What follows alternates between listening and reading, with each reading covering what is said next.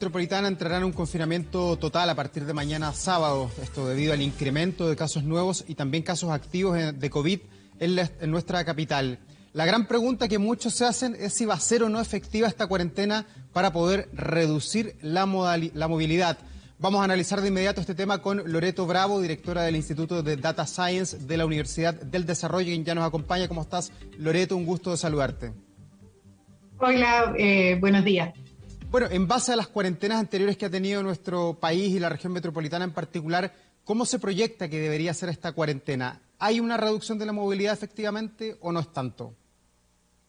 Nosotros tenemos información hasta el fin de semana pasado y la próxima semana vamos a tener información ya considerando esta semana.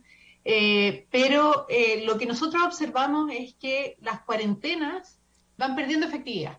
¿Ya? Entonces, cuando comienza una cuarentena, tiene una efectividad de alrededor de entre un 20 y un 30% de reducción de movilidad, que es muy poco, y a medida que va pasando el tiempo, la movilidad va aumentando.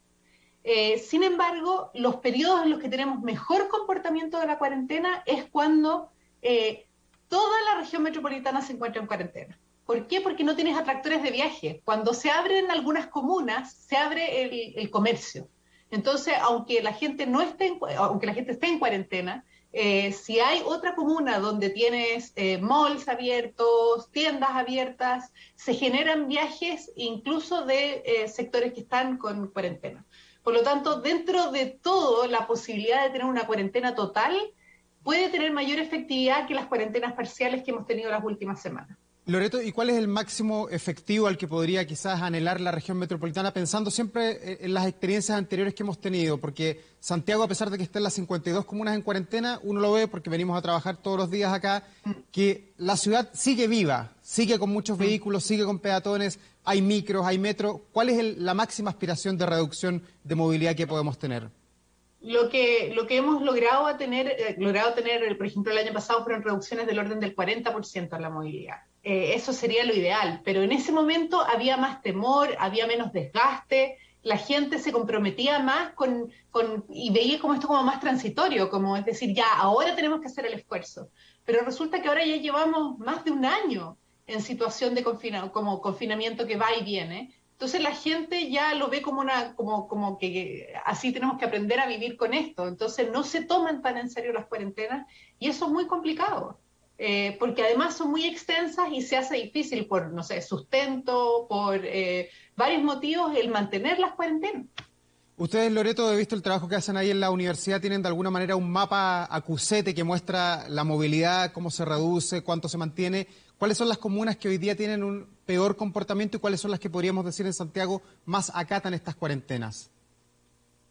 Ya, tenemos que distinguir que en este momento tenemos todavía una mezcla de comunas que están en cuarentena y comunas que no están en cuarentena. Así que, obviamente, entre las comunas que no están en cuarentena vamos a tener más movilidad, como Las Condes y comunas por el estilo.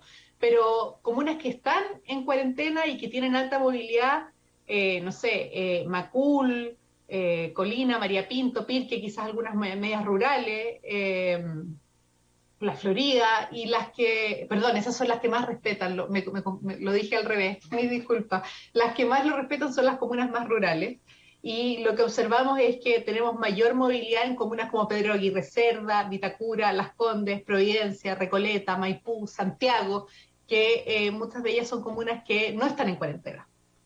¿Y es correcto hacer el parangón de alguna manera de que donde hay mayor fiscalización hay mayor reducción de la movilidad o es una ecuación que no da?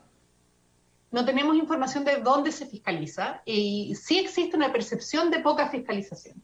Y eso al final resulta en que la gente considera que no vale la pena hacerlo, confinarse, a pesar de que lo necesitamos. Los números que tenemos este año de contagio y de muerte son mucho peores que lo que teníamos el año pasado. Y el año pasado estábamos mucho más dispuestos a quedarnos confinados.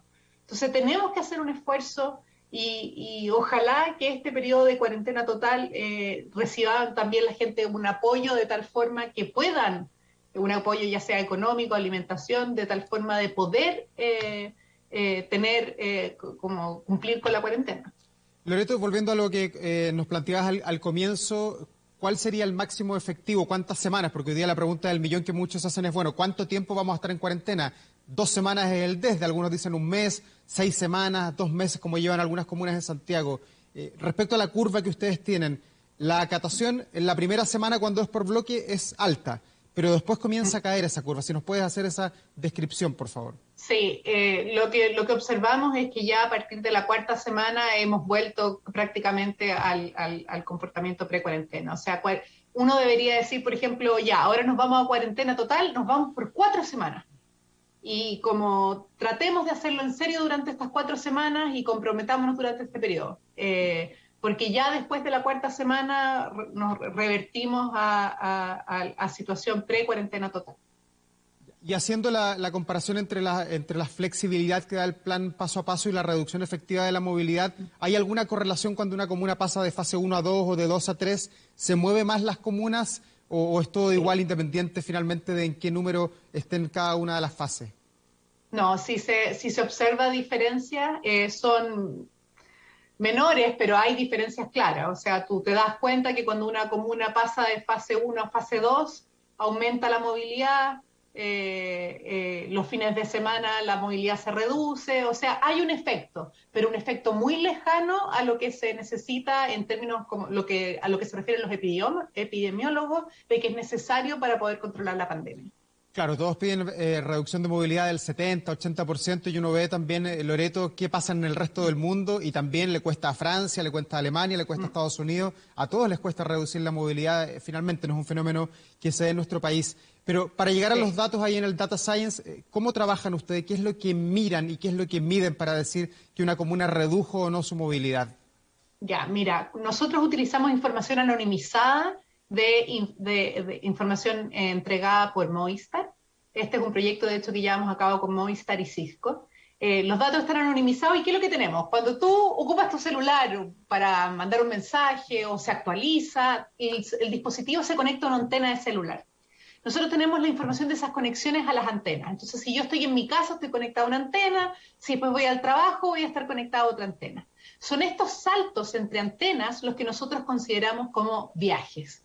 Y eso es lo que estamos contando. ¿Cuántos saltos entre antenas tenemos en las distintas zonas en las distintas comunas del país? Y esto lo hacemos a lo largo de todo el país. Por ejemplo, esto que nosotros observamos del desgaste de las cuarentenas, no solo se observa en la región metropolitana, sino que lo observamos en forma transversal en todo el país. Y ahí, a propósito de que entramos a las regiones de nuestro país, ¿dónde han habido buenos comportamientos? ¿Cuáles son buenos ejemplos quizás de mantener una buena cuarentena? Uy, quisiera decir que tenemos mejores lugares que otros, pero la verdad es que lo que se observa es bastante similar. O sea, son reducciones del orden del 30% y que van con el tiempo desgastándose. O sea, realmente habla como prácticamente algo como naturaleza humana o necesidades muy intrínsecas que hace que sea una situación que observamos en todo el país. O sea, para hacer como la raya para la suma, Loreto, desde el punto de vista de ustedes, las cuarentenas no sirven de mucho. Las cuarentenas sirven por 4 semanas. Después de eso... Porque en el fondo necesitamos una mayor reducción, es cierto, pero al tener una reducción parcial igual sirve para ayudar, y especialmente en la situación crítica en la que nos encontramos ahora. O sea, la máxima, para entender bien el tema, la máxima aspiración que puede tener Santiago a contar de mañana y pensando que esto va a seguir por lo menos 2, 3 o 4 semanas, es reducir un 30%. Ahí podríamos hablar de una reducción alta, incluso. Sí, para este periodo podríamos hablar de eso como una reducción alta, efectivamente. Loreto Bravo, directora del Instituto de Data Science de la Universidad del Desarrollo, muchas gracias por conversar hasta ahora con nosotros. Veremos después en el balance cómo nos fue con esta cuarentena, pues. Sí, pues. Gracias, que esté muy bien. Buen día.